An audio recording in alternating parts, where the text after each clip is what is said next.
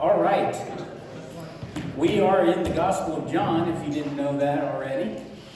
And we are about to crack open the 4th chapter.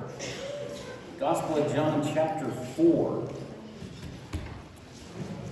I'm going to mention this right now, and then hopefully I remember at the end too. 2 nursery workers, 11 a.m. 11 a.m. for the 3s and 5s is taken. We Just one now? One person at 11 a.m. for the nursery, apparently. Okay. So, John chapter 4. As I began, preparing for this first lesson in the 4th chapter, it was like a all or nothing at all. Not quite, but in that I didn't feel like I could, chop off a big portion of this chapter that gets into the conversation that Jesus had with the Samaritan woman at the well. So instead, we're just going to go through the first 6 verses that kind of just sets the stage.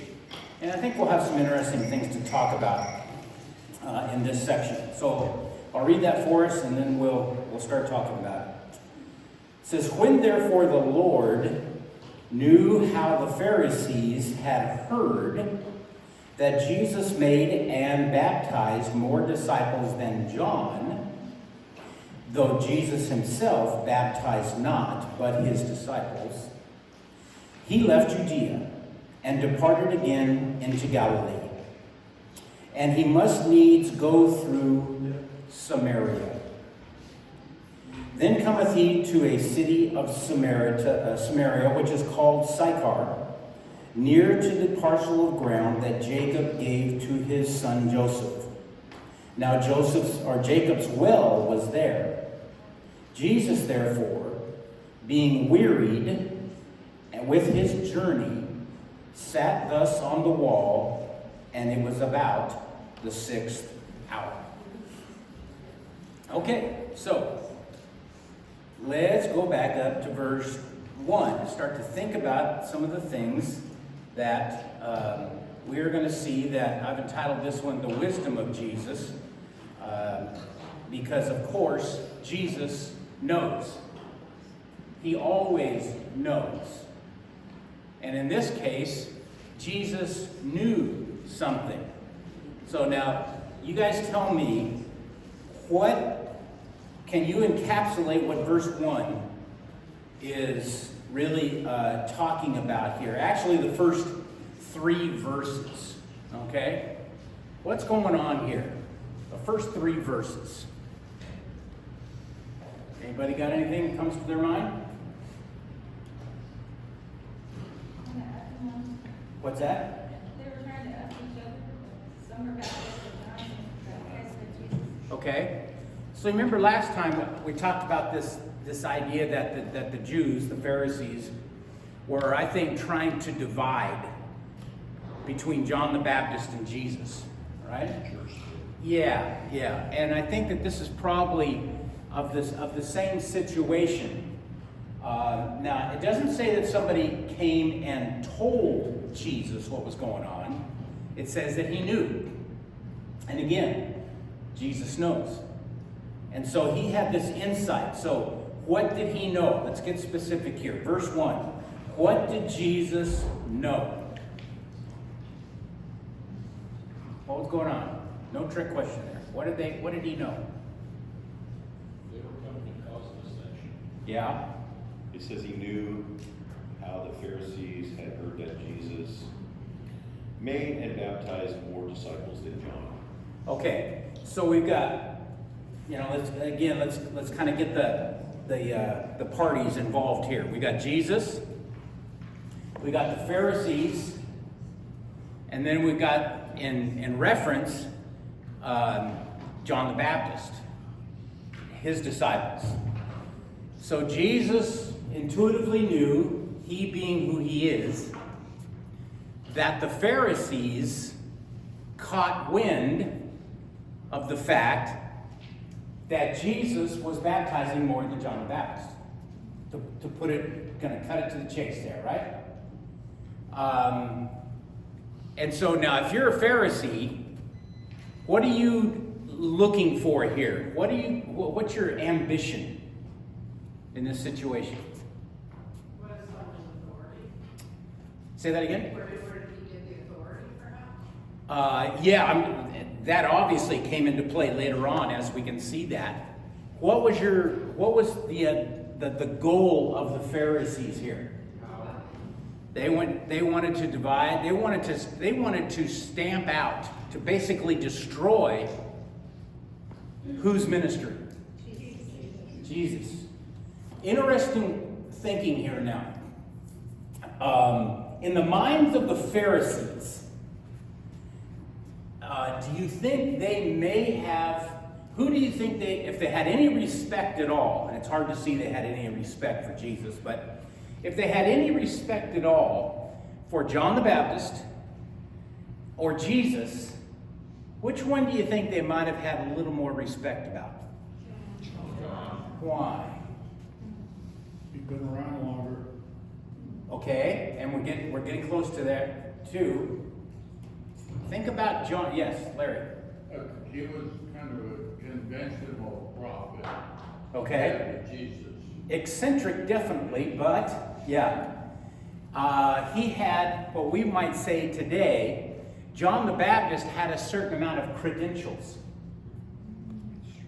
What do you think that was? His dad. Who was his dad? A priest. Zacharias. He was a priest. So, when John the Baptist, but believe me, I was barely shaven when I started preaching, I was 14 years old. And there was a bunch of young guys in our church that were following the call to preach. And when I told my dad about that or whatever, one thing led to another. And the first time he and my dad started letting the young guys preach at church, usually on a Wednesday night or something like that. And so when it was my time, the first time for me to prepare my very first sermon, how do you think I was feeling, first of all? Stress. Yeah. Why? Because of who I was. My dad was the pastor. Oh man, I hope these people aren't expecting too much, I read that sermon about 100 times, and every time I read it, it lasted about 5 minutes. So, you imagine, great sports figures whose sons or daughters try to follow in their parents' footsteps. Boy, a lot of, they have some opportunities that perhaps somebody else may not have had, but at the same time, a lot of stress. So John the Baptist, though the Pharisees didn't like his message, at least he was the son of a priest, and they probably were giving him a little bit more of the time of day than they did Jesus. Now, in comparison, what about Jesus? Did he have any credentials? Yeah, from the Pharisees' perspective? No.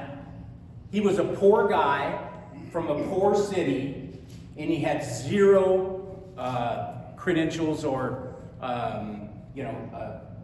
credibility. If only they knew. Yeah, that's right. So here, the Pharisees caught wind. Hey, Jesus is baptizing more than John the Baptist. Everybody's coming to Jesus now. So what do you think they were going to do with that information? Same thing they had been trying to do, cause division.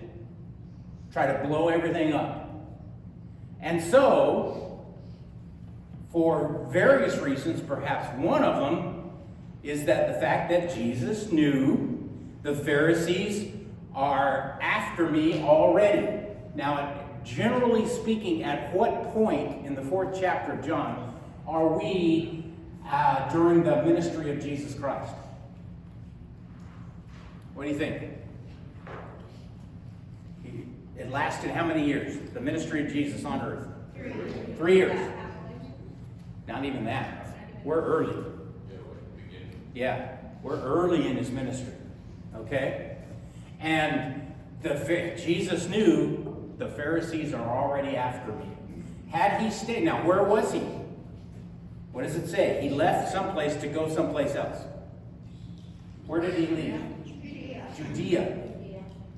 To go where? To Galilee. So he knew the Pharisees are going to act fast on this. They're going to come after me very quickly. It's better at this point for me to leave. Number one, to get the dust settled on this supposed controversy between me and John the Baptist, and to get me geographically out of the area a little bit for a little bit more security. So the Pharisees were out to destroy his ministry, Jesus' ministry. That was their goal, their purpose. They wanted to destroy that. Jesus knew this, okay? And so he decided, and the Pharisees thought that he had no right to be a teacher. So general Pharisee attitude towards Jesus Christ was very poor, which makes what happened during that third chapter that we read about it makes that even more amazing to me.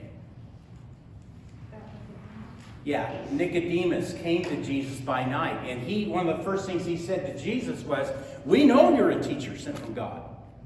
Nobody can do the things that you do except God be with him."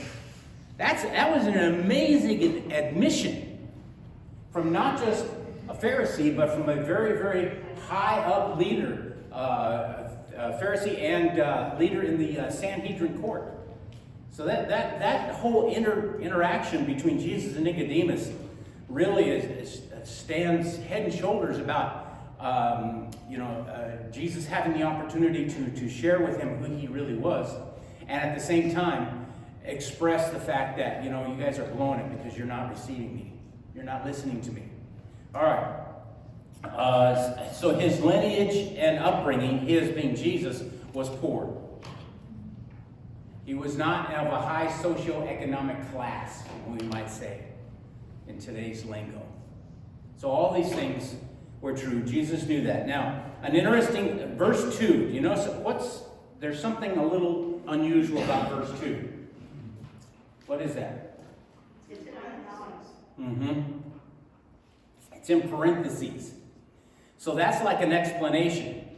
Why is that an explanation? Well, some people would point to that and say, well, see, now there's an error in Scripture here. Go back to the 3rd chapter and verse 23. And John also was baptizing. Well, let's see. Verse 22. And after these things came Jesus and his disciples into the land of Judea, and there he tarried with them and baptized. There it is. Jesus tarried with his disciples and baptized.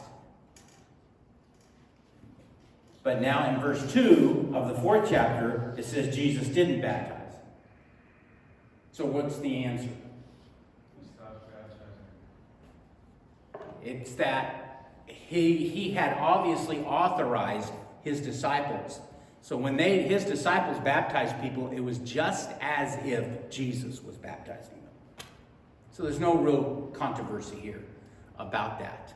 All right. Now, another little interesting tidbit that I didn't put into the outline here. Back up in verse 1. Look at the last part of that verse. The Pharisees had heard that Jesus made and baptized more disciples than John. We're not just talking about baptism. What does it say? He made disciples and then he baptized them. So the one comes before the other. So the message had to be received and believed, and then the commitment to follow Jesus Christ, and baptism is, as we normally talk about, is the first act of obedience by a true believer in Jesus Christ. Okay, so let's go on. The Jews would ultimately, he knew, all these things now in this first point are things that Jesus knew that could kind of help explain his motivation for leaving Judah. He knew that the Pharisees were going to act quickly. They wanted to destroy his ministry. He knew that the Pharisees thought that he had no right to be a teacher, and he knew that they would ultimately reject him. Yeah. So the only people that Jesus baptized himself was his disciples. I don't know the answer to that, right? Just off the top of my head. But yeah, the people that were coming to him, Yes. yeah, he had his disciples baptizing. Yeah. Okay. So let's continue on then. So now he decides to go back to Galilee. What was Galilee to Jesus? What do you think? Yeah? How about sanctuary? Yeah. A safe place? So for Jesus to leave Judah, remember, Judah is in the southern part of the country. Galilee is up in the northern part of the country. If you've ever seen a map of Israel, right? And Judah is where Jerusalem was, right? Jerusalem was the seat of the government. It had the powerful presence of the Romans. Romans had presence all over the country, but then it also had the seat of Jewish government, which was the Sanhedrin. And so that's Jesus going into Judah with this message that he had was a dangerous thing to do in terms of you're going behind enemy lines, so to speak. You're going into the mouth of the lion here. And so when he was coming back to Galilee, that was more of a safe place. And so that taught Jesus had more freedom there to minister to people without the fear, the constant fear that somebody was going to come and arrest him at any moment or whatever else they might have done. Okay? The Sanhedrin had been, simply because of geography, they had less influence in Galilee than they did in Judah. Okay? Now, we know he was in Judah, and he's going to Galilee. And if any of you've got, maybe you've got a Bible that's got maps in the back or whatever, but if you look at that map, there was a direct route, and there was a big roundabout route. The big roundabout route, as they were in Judah, had them go east and go around a certain section of the country and come back into Galilee. What was that middle section of the country referred to? Samaria. Why would a Jew, and it was not an uncommon thing, why would a Jew choose to travel, to travel 100 miles when they could take a direct route and travel 60 miles or whatever? Don't take those numbers to the bank, but that's just the concept there.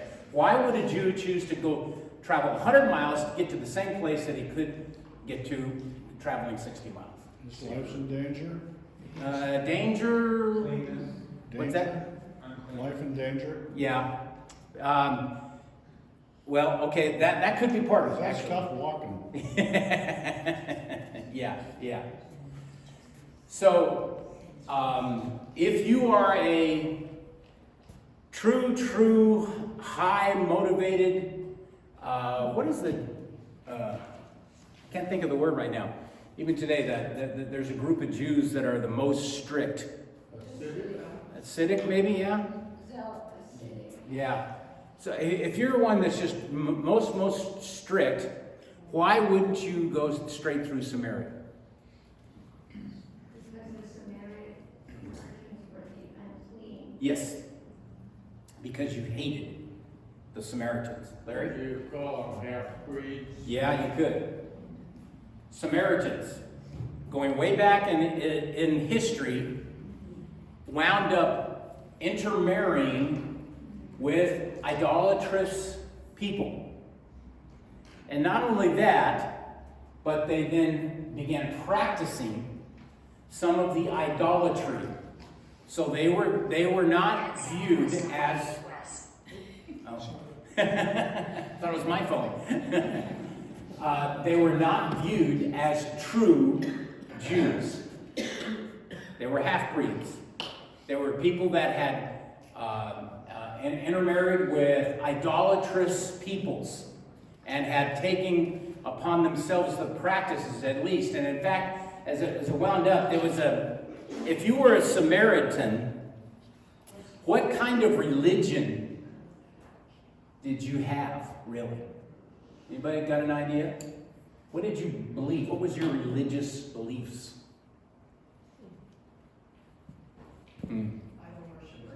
Yeah? Could it involve that? Also, you're part Jew, right? You worship the true God. So what wound up happening is that they had this unique hybrid religious idea, religious system, that took some of their Jewish heritage and some of the heritage of those idolatrous nations that they intermarried with, and combined it together. The result of that is what? Were they right or wrong? The Samaritans' religious system or belief system. Were they right or wrong? They're wrong, yeah. It would be like liberal Christians who maintain like the Bible. Yeah, Just believe what they want to believe. right. Okay, so, but Jesus chooses to take the direct route, which takes him right through Samaria. Now, what is the scripture? Somebody else may have a different translation, but verse 4. King James says, he must needs go through Samaria. Somebody else read a different translation to that for me. But he needed to go through Samaria. But he needed to go through Samaria. Yeah. So this was not a happenstance situation. This was there was a purposeful reason why Jesus knew he needed to go through Samaria. I wonder what that is. What that was. They needed his teaching. They sure did. Larry. He said, I always do the will of the Father. Ah, go figure. Jesus always doing the will of the Father. Absolutely. And so we'll get into much more of this as we get further into the chapter. So he needed the direct route that took him straight through Samaria. Okay? The Samaritans needed his truth. Jesus knew that. The Samaritans needed to hear the true message of the gospel, who he was and what he was going to be able to do for them.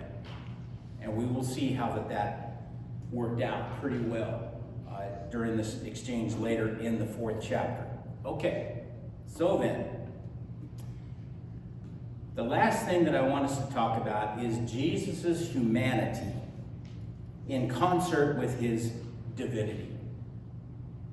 Now this subject has been kind of confounding people for as long as, we can fathom what it was like for Jesus. Was Jesus 50% God and 50% man? No? Come on. 100. How can we reconcile that? He was all God and he was all man. I think I've mentioned to you guys before that I can much more easily, in my own feeble thinking, understand the divinity of Jesus than I can the humanity of Jesus. Why do you think that is? I don't know if that's true for you or not, but why do you think that is? Because of what? We hold humiliates. Yes. Yeah. Well, I think for me, it's, my struggles are so apparent in my body.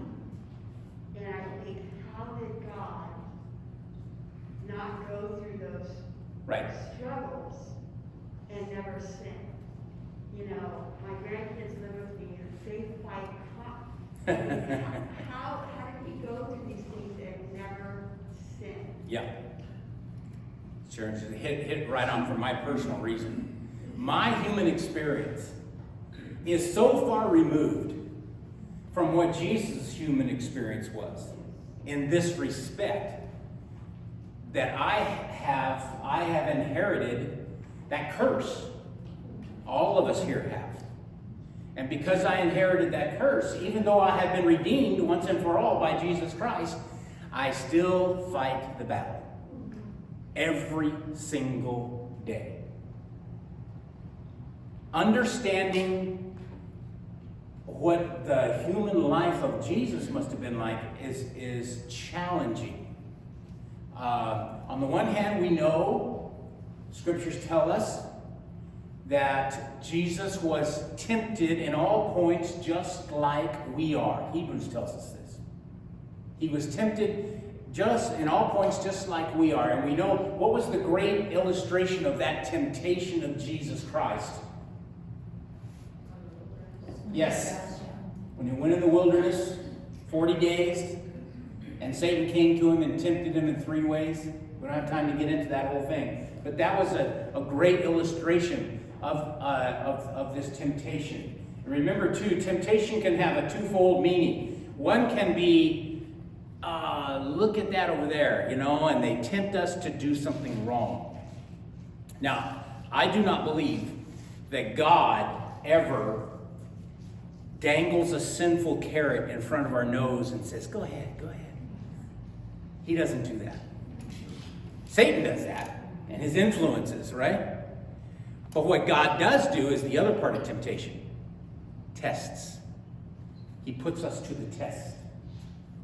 To see where we are at in our spiritual strength. In our spiritual conditioning. And so, now this is part of the whole thing. So understanding the humanity and the divinity of Jesus Christ is always going to be a challenge for us.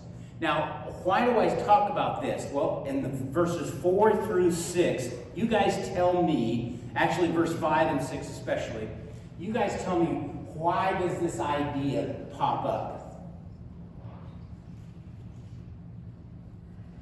What does it say about Jesus in verse 5 and 6? He was wearied with his journey. Mm-hmm.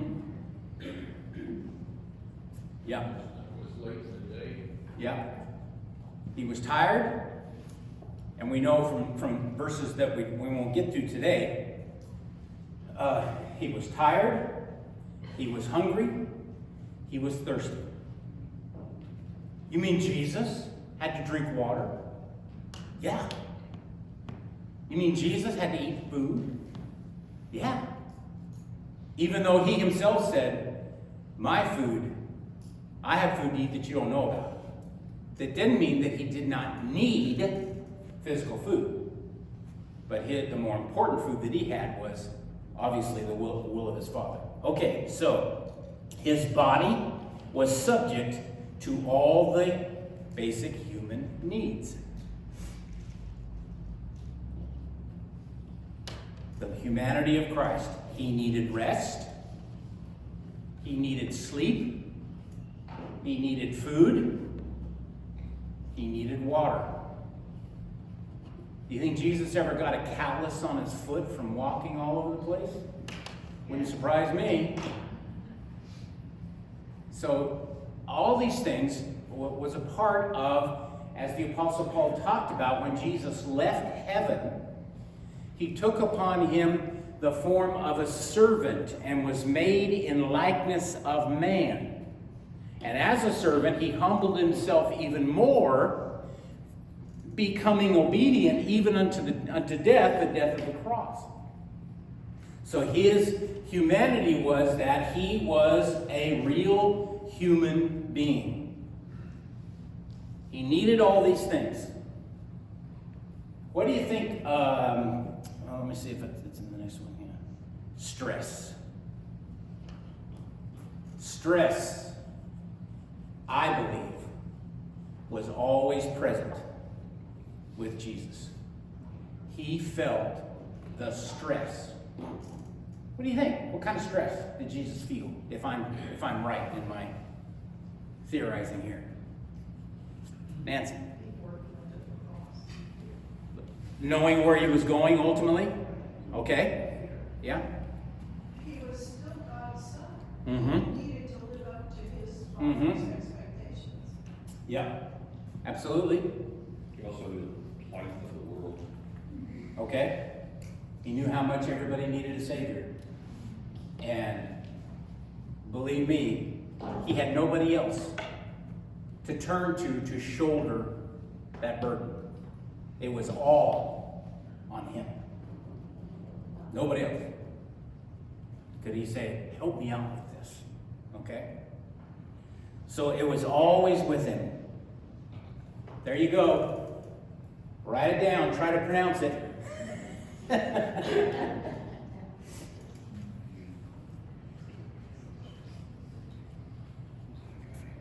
Hematohydrosis. Hematohydrosis. Anybody know what that is? Sweating blood.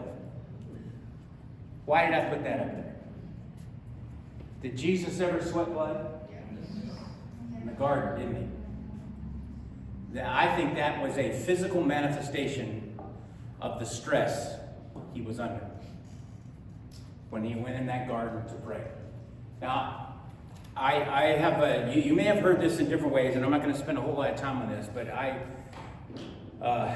for so many years I've heard people talk about the fact that when Jesus was praying in the garden, let this cup pass from me, that he was talking about Calvary, and he didn't want to go to Calvary. I can't go there. Did Jesus know what his purpose was on earth? Yes. Did he know what the will of the Father was? Yes. So how could the Son of God, knowing what God's will for him was, pray that that not happen? I can't go there. So what was the point? The point was, he was under so much stress in that garden that in his humanity, his body's needs were starting to falter. His body's strength was starting to falter. He needed strength to continue on to Calvary. There's a statement in one of the gospel accounts of this where many people attribute this to Jesus referring to his disciples that night, Peter, James, and John in particular. So what happened? You know, they were in the Garden of Gethsemane, and then he brought Peter and James and John a little bit further into the garden, and then he left them and went even further into the garden. What did he tell them before he went off by himself? Stay awake. Okay? And one of the statements, one of the gospel accounts is that, and at one point he came back and he found them all asleep. It was late at night, you know? And there's a statement in there that says, the spirit is willing, but the flesh is weak. And a lot of people think, and I'm not here telling you this is a dogmatic, absolute black and white thing, but a lot of people think he was referring to the disciples because they'd fallen asleep. They wanted to stay awake for the Lord, but they fell asleep. Consider this. He wasn't talking about them. He was talking about himself. How could that be? The spirit is willing, but the flesh is weak. So, here's where we have to part company with the humanity of Jesus Christ. When we refer to our flesh in this life experience, we can be referring to our physical body, but in a spiritual plane, so to speak, what are we also referring to? The flesh.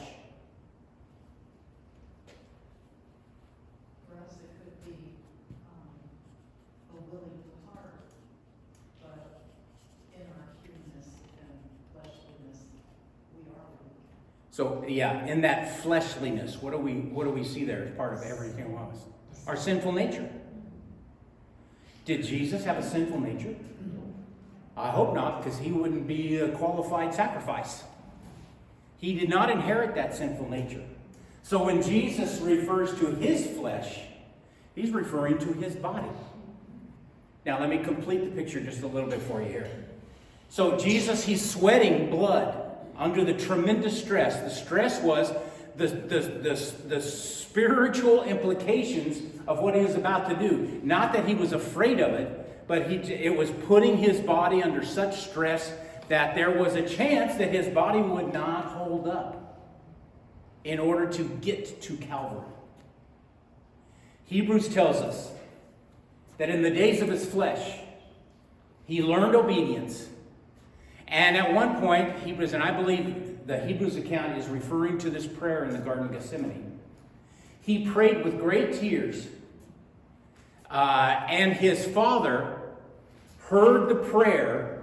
And here's the point people don't think about a whole lot.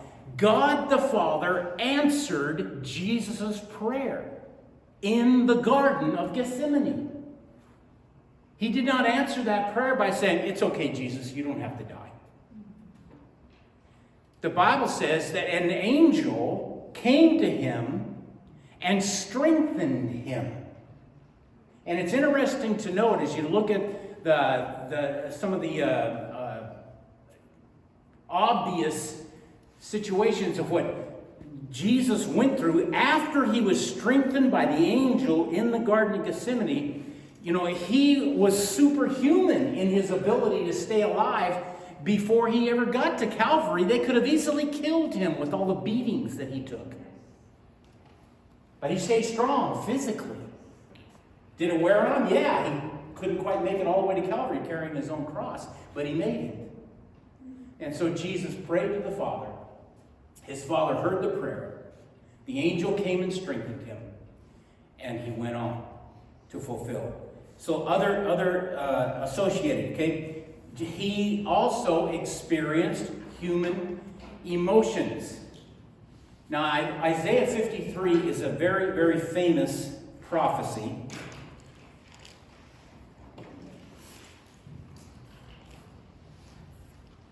Listen to this. Verse 1, Isaiah 53, verse 1. Who has believed our report? And to whom is the arm of the Lord revealed? For he, now, here's the prophecy coming. He is Christ, okay? For he shall grow up before him as a tender plant, and as a root out of dry ground. He has no form or comeliness, that when we shall see him, there is no beauty that we should desire him. That tells me that Jesus was not necessarily a handsome man. Physically speaking, there was nothing looking at the physical body of Jesus Christ that would say, "Oh, he's obviously the Son of God." No, that wasn't there. Then he says, verse 3, he is despised and rejected of men, a man of sorrows, acquainted with grief. Jesus had emotions. I can't think of, and I'm not saying that he did not have times of joy and laughter with his people. In fact, I'm probably pretty sure he did. But I can't think of any scripture anywhere that talks about Jesus laughing. I can think of times in which he cried. He had emotions. Man of sorrow. Acquainted with grief. Can anybody think of a time when Jesus cried? Lazarus. He wept over Jerusalem. Wept over Jerusalem. So, think about it. Going back to the first point. Jesus knew. He knew. What did he know? Everything. And his heart ached for not only his people, who ultimately rejected him, but for all people. So he had human emotions. He felt those things. That's stressful. Extremely stressful. He never veered away from his purpose. Now, go to John chapter 12 there. I've got that reference, okay? John chapter 12.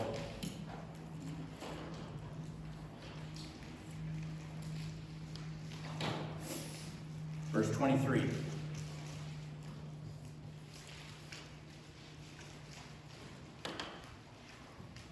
Jesus answered them, saying, the hour is come that the Son of Man should be glorified. Verily, verily, I say unto you, except a corn of wheat fall into the ground and die, it abides alone. But if it dies, it brings forth much fruit. So the seed sacrifices itself, so to speak, to bring forth the fruit, right? He that loves his life shall lose it. He that hates his life in this world shall keep it unto life eternal. If any man serve me, now this is talking about discipleship, following Jesus. If any man serve me, let him follow me. And where I am, there shall also my servant be. If any man serve me, him will my Father honor. Now, verse 27, a particular note.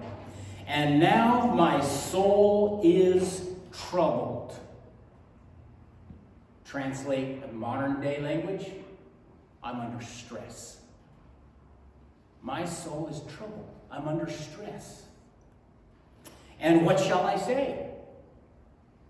Father, save me from this hour? But for this cause came I unto this hour. So, Father, glorify your name. And then a miraculous voice from heaven says, I have both glorified it and will glorify it again. I don't think Jesus ever swayed for 1 nanosecond away from what he knew his purpose was. That does not mean that he was not under stress over it, but he stayed 100% committed to his mission, to the reason that he was going to be there in the first place. That's the end of the outline, isn't it? Yeah. So, this sets the stage for us of this encounter that Jesus is about to have with a woman of Samaria at Jacob's well. And boy, we could talk about a lot of different things about this. We'll just see what we want. But I would encourage you to read ahead a little bit. And if you got any questions, hey, bring them in. I don't guarantee an answer, but bring it on. Okay. Any thoughts, questions?